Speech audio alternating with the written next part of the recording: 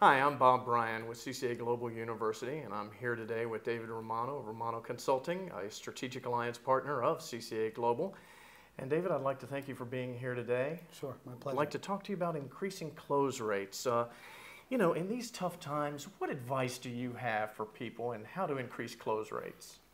Well, there's four important factors that help people close better in stores. And one is certainly employing what we would consider a professional selling practice mentality in the organizations. The other is making sure you do a great job at qualifying customers and doing qualifying forms or what we call needs analysis. Okay. The third thing is making sure that there's a good engagement strategy that's employed by all the salespeople on the floor, making sure people understand what type of environment they are in. Therefore, price becomes less of a concern with people in closing. And the fourth and final thing, which is very important, is making sure that salespeople do a good job with following up on measures. Well, you mentioned, and if I can, I'd like to get into each one of those a little bit deeper. Sure. Professional selling practices, what do we mean by that? What's meant by that is starting with a framework of how do you set some pre-grading assumptions for your salespeople. For example, when customers come in, they've got to have in their mind that they have no idea what they want to buy. Mm-hmm. Okay. They have absolutely no idea how to explain what it is that they want to buy. None of them are just looking, and they're all terrified of making a mistake. So it's very important for salespeople to get that in their head and realize, okay, I've got to figure out a way to establish trust with my people. Mm-hmm. I've got to figure out a way of how do I handle objections when price becomes an issue? How do I do some very detailed client follow-up systems? And it's making sure that owners employ these practices and train all their salespeople and equip them with an environment now where shoppers are shopping and are more difficult to close than ever before. Great. Now, if I remember, one of the things you also mentioned is doing a needs analysis. Correct. What did you mean by that? That is making sure that when customers come in the store that you ask them the right questions.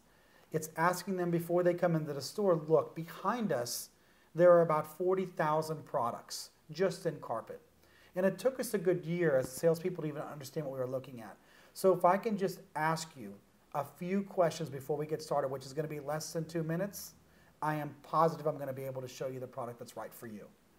And Good. getting down and asking about lifestyle, asking about pets, asking about how long they plan on being in this particular property, et cetera, and really getting to know people is what's very important in increasing close rates. Is that what you meant when you said you engage them with an engagement strategy, or is that something different? That's a little different. What an engagement strategy says is this, that every customer is deserving of an equal and specified level of service. Okay. Which says this, that the unique selling propositions of our particular company might be that everyone is told the store story. Everyone is greeted with a handshake. Everyone is given a store tour. Everyone is talked to about the pricing philosophies of our company. Now, is this all scripted out or canned, or how do we approach that? There's a document that explains what everybody needs to be told, but every single salesperson has their own unique way of doing it.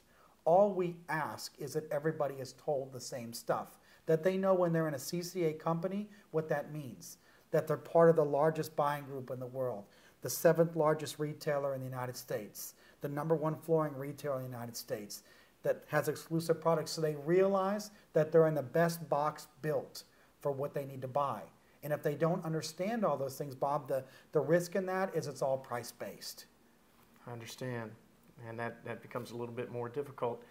Let me ask you, you also talked about following up effectively with measures.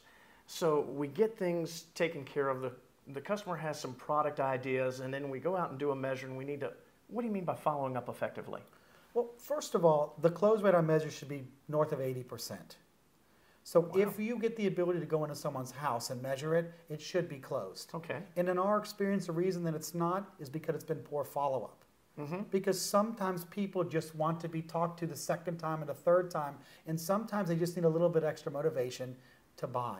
Okay. And having very proactive managers who manage that measure schedule, and they have people who are calling up folks in the market while it's within 5 days of the initial measure, it's been a lot more successful on closing those particular sales versus letting them linger out over a long period of time. So then if I, as a sales professional, do a measure and then I don't follow up within 5 days, my store manager or sales manager is going to call the customer, or what? It could be. It could be one of two things that could happen. A store manager could call and a store manager could close that particular sale. And at that time, it becomes a house account and no commission goes out to the salesperson.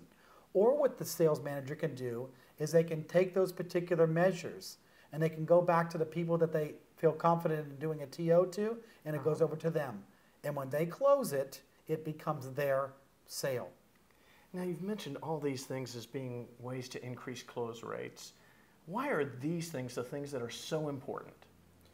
Because they're simple. They are easy things to do. They are things that can be implemented tomorrow that really needs to be done in today's environment. You have to set yourself apart from your competition for the things that you do. It is more difficult now than ever to be able to close customers coming into the store. That really makes sense. Thank you for being here today, Sure, David. my pleasure. Appreciate it. Thank you. And for you, I hope that this has helped you to take a different look at close rates and how to increase your close rates. As for me, Bob Bryant, thank you very much for joining us. We'll see you next time.